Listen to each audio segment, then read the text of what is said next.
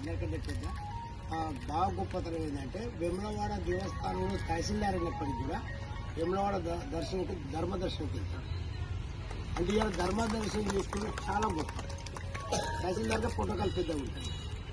తను రిటైర్ అయ్యే వరకు కూడా తహసీల్దార్ అంటే ఎన్నో వేల ఎకరాలు సంపాదించుకోవచ్చు. ఒక ఇంచు కూడా ఇంచు భూమిని కూడా సంపాదించుకున్నటువంటి వ్యక్తి. వీరికి ఇక అవన్నీ ఎందుకని వాళ్ళ పొలాలన్నీ కూడా ఆ బావగారిని మేము సన్మానించుకోవడానికి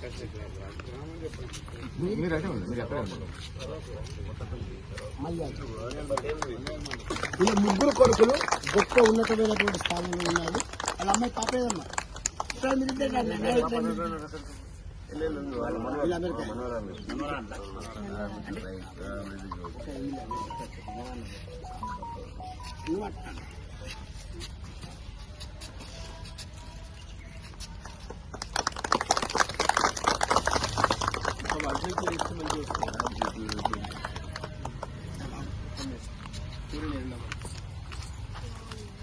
ఏడుకున్నాడు అంటే ఆశీస్సులు ఇక్కడ ఫోటో బ్యాక్గ్రౌండ్ ఫోటో